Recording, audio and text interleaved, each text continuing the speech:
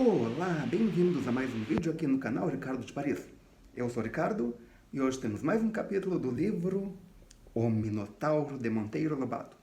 Mas primeiro, curta o vídeo e se for a primeira vez aqui, inscreva-se e acione o sininho para receber as notificações. Já curtiu? Já se inscreveu? Já assinou o sininho? Então, vamos para a história. Mas antes, coloque nos comentários abaixo o que você achou do encontro com o Minotauro. Ok? Vamos lá? Capítulo 22. Sófocles aparece. Na ilustração temos Dona Benta falando, provavelmente que deve ser Sófocles, sobre uma peça de teatro. Está contando uma peça de teatro para ele. No balão da conversa está ali uma plateia e o palco de um teatro. Acho que é pelo menos o palco do teatro. Vamos descobrir. Depois da visita dos gregos ao Beija-Flor das Ondas, Dona Benta e Narizinho prepararam-se para receber o estratego Sófocles. Estratego, vovó? Perguntou a menina, muito admirada. Pois esse senhor Sófocles também é estratego como Péricles? Sim, minha filha. Há 10 estrategos em Atenas, e se só ouvimos falar em Péricles, é porque a sua posição corresponde a de um verdadeiro ditador. Não um ditador imposto pela força bruta, mas escolhido pelo povo na Assembleia, reeleito anualmente e aceito por todos como o primeiro homem da República. Sófocles é um dos 10 estrategos atenienses, mas sua fama não vem disso, sim de suas peças teatrais. O futuro o considerará um dos maiores gênios da humanidade. Mas como virou estratego? Há cerca de 2 anos, foi representada aqui em Atenas a sua tragédia Antígona. O entusiasmo do povo subiu tanto que na primeira assembleia o elegeram estratego, e nessa qualidade já tem funcionado como general em algumas guerras. E vão hoje levar alguma peça dele? Não. Um que está anunciado é a tragédia Alceste, de Eurípides, outro grande gênio ateniense. Ah, minha filha, a história do teatro grego é muito curiosa. Foram os gregos criadores do teatro no mundo. E a coisa começou, sabe como? Com as festas, os cantos e danças rústicos em homenagem a Dionísio ou Baco, o deus da vinha e da alegria. Vem daí a palavra tragédia ou traoidos, em grego, isto é, canto do bode.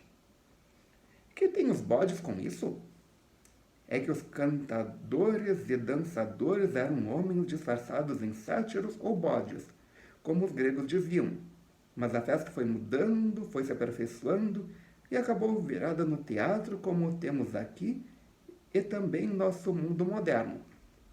O primeiro grande avanço nesta evolução da simples festa dos bodes para o verdadeiro teatro foi promovido por um homem de nome Tespes, que teve a lembrança de introduzir na cerimônia um ator, isto é, um personagem que vinha bater papo com um coro dos cantadores.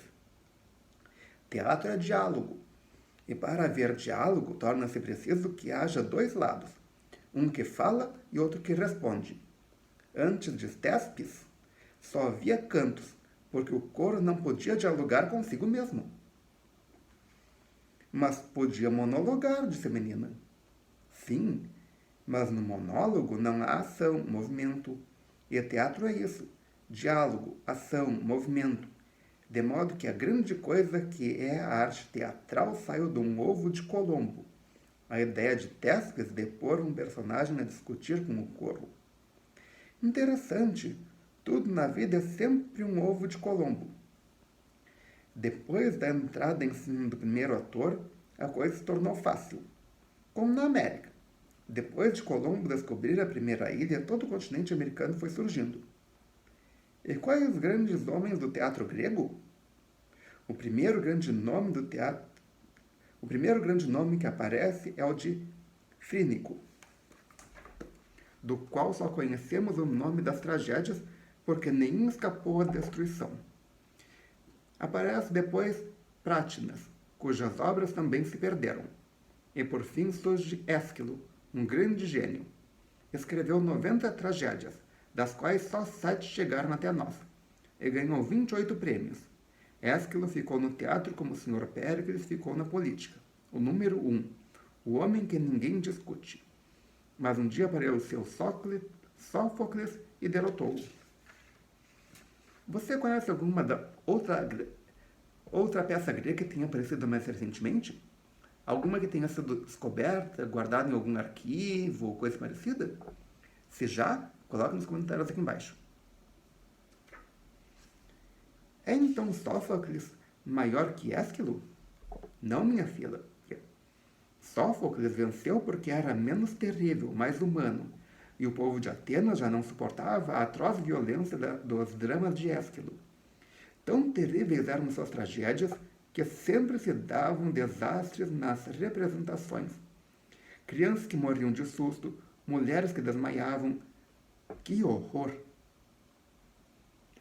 Crianças que morriam de susto? Já conhece alguma história de que alguma criança morreu de susto? E como é que os pais levavam para peças onde crianças morriam de susto? Fica um mistério.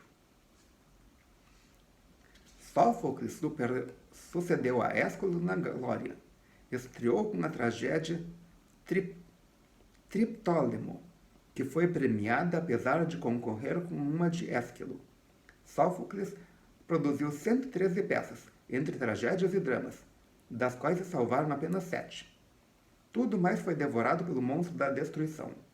Veja, minha filha, quanto o mundo perdeu só no que diz respeito aos trabalhos de Ésquilo e Sófocles. Das 203 obras-primas que os dois produziram, só se salvaram 14. Eu até sinto tonturas quando me lembro deste naufrágio da Grécia, um pavoroso naufrágio que destruiu a maior parte das obras de gênios como Frínico, Ésquilo, Sófocles, Fídias, Escopas, Miron, Policleto, Praxíteles, Zeuxis, Ictino e de tantos poetas, prosadores e filósofos. E que idade tem Sófocles hoje? Deve estar com 57 anos. É uma criatura privilegiada. Aos 16 anos foi escolhido como o mais belo rapagote da Grécia para corifeu do coro das crianças que cantaram o Pã em louvor à grande vitória de Salamina. Que é corifeu e que é Pã? Corifeu é o chefe de um coro, o puxa-fila. E Pã é um hino de alegria e agradecimento a Apolo, como temos hoje no futebol os hinos de vitória que terminam sempre com um estribilho, Aleguá e outros. O estribilho dos peãs era Io peamo. A boa velhinha estava nesse ponto quando Aspásia apareceu no quarto.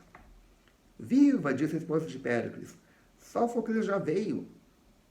Aqui a ilustração, temos como era um teatro na Grécia Antiga.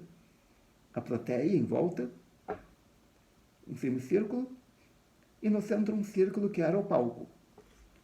Como na época não havia iluminação elétrica, e a iluminação por velas e lamparinas era muito cara, eles faziam ao ar livre para aproveitar a luz natural. Ótima ideia, não é?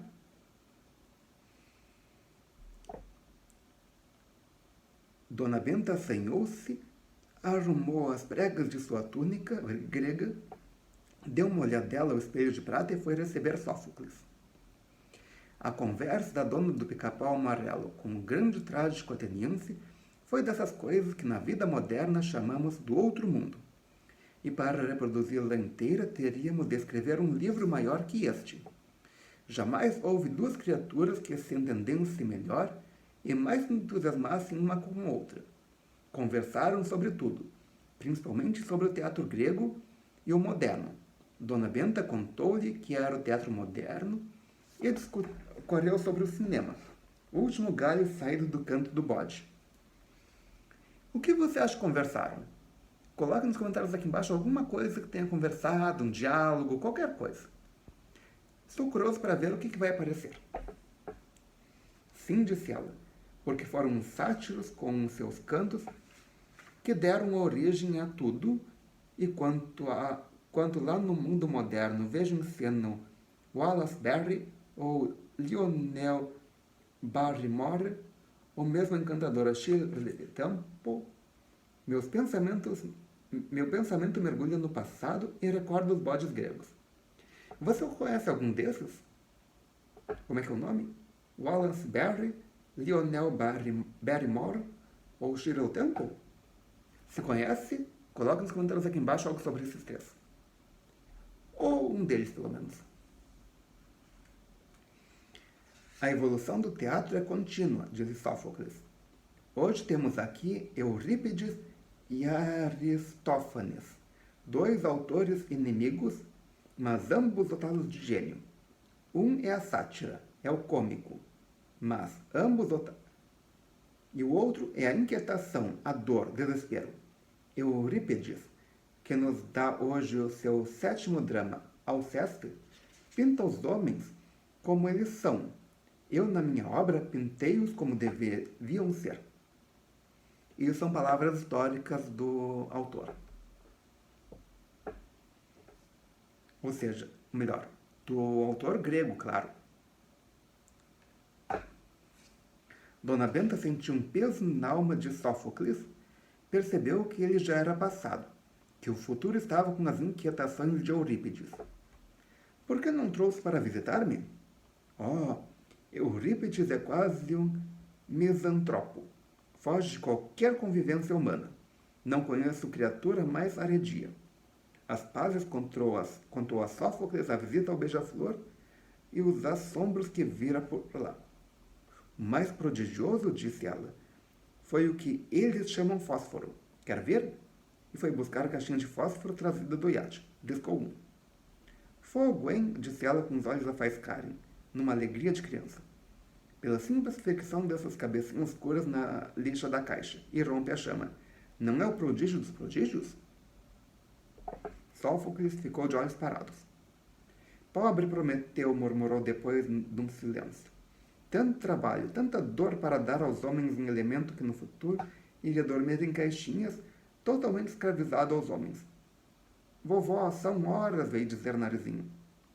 Sim, são horas, confirmou Aspásio, olhando para a clepsidra do pátio. Vamos. Dona Benta correu a vestir-se a grega e lá se foi com os outros. O teatro de Atenas era ao ar livre e dava para 27.500 pessoas, segundo a afirmação de Aspásio. 27.500, admirou-se a menina. E temos ainda maiores. O de Éfeso comporta 56.000 espectadores. Dona Benta ia explicando como eram os teatros modernos, entre as suas representações noturnas. A descoberta de vários processos de iluminação, disse ela, permitiu que o teatro passasse a ser um divertimento noturno, e sempre em recintos cobertos. Aqui é tudo ao ar livre, observou Sófocles. É festa para o dia inteiro. Atenas toda se reúne no teatro nos dias de representação. O preço é convidativo, 2 óbulos. Narizinho, já muito entediada em moeda grega, muito entendida em moeda grega, fez o cálculo mental. A moeda correspondente era a dracma, que valia um franco moderno, e o óbulo valia 16 cêntimos. Uma entrada de teatro em Atenas, portanto, custava mais ou menos uns 20 centavos em moeda do Brasil. Baratinho, né? O que você faz hoje com 20 centavos? Compra um chiclete? Fica a dúvida. Se você conseguisse 20 centavos com a condição que tivesse que gastar, compraria o quê? Coloque nos comentários aqui embaixo. Chegaram. Compraram as entradas, que eram discos de osso em que vinha escrito o nome do lugar. Narizinho comprou 2 entradas, uma para si, outra para o Museu da Emília. O teatro de Atenas consistia numa arquibancada enorme, cavada numa encosta de morro perto da Acrópole. No centro ficava o altar de Dionísio e a orquestra, e lá adiante o palco. A primeira fila era reservada às autoridades e visitantes ilustres. Aspásia levou as suas hóspedes para o melhor ponto bem central. Antes do início da representação, houve um desfile de tropas, e a imagem de Dionísio foi trazida de um templo e colocada no altar. Dona Benta e Narizinho não se esqueceriam nunca daquele dia, ainda que vivessem mais que Matusalém. Que maravilhosa festa foi! Os modernos nem em sonho podem imaginar o que o teatro representava para os gregos. Como eles sentiam as peças, como se comoviam, como se integravam no pensamento dos autores. Contínuos aplausos ou outras demonstrações, e nos lances dolorosos, um silêncio cheio de emoção.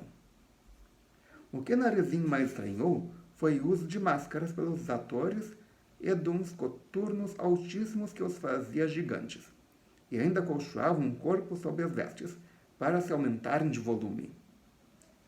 O drama de Eurípides causou a mais profunda emoção e não era para menos. Perfeita obra-prima. O enredo era assim. O deus Apolo, certa vez, em que andou isolado do Olimpo, empregou-se nos domínios do rei Admeto na qualidade de pastor, e em paga dos favores recebidos jurou defender este rei contra tudo e contra todos. Logo depois, as parcas resolveram que era tempo de riscar o rei Admeto do rol dos vivos. Apolo intervém. Vai ter com as parcas para conseguir a modificação do terrível decreto. Sim, pouparemos a vida de Admeto se alguém o substituir. Foi o mais que obteve. Admeto era esposo de Alceste, a mais suave e encantadora das princesas. Vendo que ninguém se oferecia para morrer no lugar do rei, Alceste se apresenta. Ela daria sua vida pela do esposo amado, já que os decretos das parcas eram irrevogáveis. Chega o dia. Surge no palácio do rei Admeto a horrível morte de coração de bronze, igualmente detestado pelos mortais e imortais. Apolo afasta-se quando ela entra. Alceste diz adeus ao sol, à terra, ao palácio, às gentes, e nada mais emocionante do que as palavras de Eurípides. Põe na boca da suave rainha. Adeus, filhinhos queridos, murmura ela por fim. Morre Alceste. Seu corpo está vazio de alma. As crianças choram no maior desespero, e o coro canta maravilhosos versos em louvor da infeliz rainha. Pelo anfiteatro imenso, 30.000 espectadores também choram. Outro ato. Um tremendo herói aparece a pedir hospitalidade. É Hércules, o homem bom, o matador dos monstros, justiçador dos tiranos. Está de passagem para o reino do feroz Diomedes, que ensinara os seus cavalos a comerem carne humana. Hércules é imenso. Tudo nele é grande, inclusive a sede e a fome. Não há o que lhe chegue. Certa vez assou ao espeto 2 bois e comeu-os com tal fúria que muitas brasas lá se foram para o seu estômago. Senta-se à mesa de Admeto e come o que há. Devora, bebe todo o vinho do palácio. Ri um riso gigantesco. Pula, salta, dança. E aquilo forma um terrível contraste com o luto da mansão, porque o corpo de Alceste ainda está para ser recolhido ao seio da terra. Todos disfarçam a tristeza. Procuram rir também, mas é riso sem alma, porque dentro de todos está a dor. Afinal, apesar de bêbado, Hércules percebe qualquer coisa. Que há? Um servidor abre-lhe os olhos, conta-lhe toda a tragédia da suave rainha. O herói jura vingança. Sim, ele descerá ao Hades e lutará contra todos os deuses das trevas para arrancar de lá a sombra de Alceste. Nota do editor. O inferno dos gregos nada tem a ver com o inferno dos cristãos. Era um lugar muito afastado e sem sol, rodeado de 4 rios, governado pelo deus Hades, casado com a deusa Perséfona e guardado pelo Cérbero, o cão de 3 cabeças. Todas as almas dos mortos iam para lá, tanto dos bons como dos maus. Ou seja, não havia distinção na morte entre os bons e os maus. E Hércules vai e invade o inferno, luta, e vence todos os obstáculos e volta para o palácio de Admeto, conduzindo pela mão um vulto de mulher velada. Apresenta ao rei e pede-lhe que aguarde consigo até que ele resgate da expedição contra o dono dos cavalos antropófagos. Admeto recusa-se. Alega que jurará a Alceste nunca mais receber em sua casa mulher nenhuma. Hércules então levanta o véu da criatura. Oh, minha doce amada, exclama o rei, ao reconhecer o rosto pálido da esposa ressurgida. És tu. Contra todas as esperanças, voltas a quem não contava rever-te nunca mais. Narizinho chorou várias vezes durante a representação e Aspásia também. Só Dona Benta se manteve de olhos firmes, porque era uma filósofa. Ao terminar o espetáculo, disse a Sófocles que se sentara ao seu lado. Esse drama me fez compreender muita coisa e, sobretudo, que para um povo inteligente significa uma arte geral. Sófocles não entendeu. Sim, uma arte que interessa a todos da cidade, absolutamente a todos, desde gênios como Sófocles, Péricles, Aspásia e Sócrates, até modestos vendedores de figos, como aquele ali, e apontou para um vendedor de rua que se sentara perto e que sentira o drama de Eurípides, tão bem quanto o próprio autor. Isto, meu senhor, é o que nos falta no mundo moderno, esta absoluta identidade entre o sentimento do povo e a arte. A arte lá é uma coisa para os eleitos, para as chamadas elites. Aqui é para todos, sem a menor exceção, para ricos e pobres. Sim, concordou Sófocles. Os cidadãos pobres que não dispõem dos 2 óbulos de entrada recebem do teiricum o dinheiro necessário. O que é teoricum? Perguntou Narizinho. Uma verba do tesouro público destinada a custear as festas, os sacrifícios, as embaixadas, a construção dos templos. Eram 12 horas, ou 6 horas da tarde dos modernos, quando Dona Benta e a menina se retiraram. Ao pé da liteira, despediram-se de Sófocles. Nem queira saber, meu senhor, disse Dona Benta. O que este dia vai representar para mim ficará marcadinho em minha memória como com um alfinete de ouro. E o meu prazer de encontrar um espírito, enfim, apesar da separação de 23 séculos, constitui um tema a ser desenvolvido em arte. Não se espante, pois, minha senhora, se na lista das minhas peças o futuro achar uma com esse título. O Encontro de 2 séculos. Narizinho também ganhou seu elogio. Helenazinho do século XX, que Palas Atena te proteja, diz-lhe Sófocles, fazendo-lhe uma festa na ponta do nariz. E aqui termina mais um capítulo. Amanhã temos o penúltimo capítulo. Se você gostou, clique em curtir. Adicione esse vídeo aos seus favoritos, compartilhe com seus amigos, traga um novo inscrito para o canal. Ok? Obrigado pela presença, obrigado pela audiência. Até amanhã com o penúltimo capítulo do livro e melhor possível.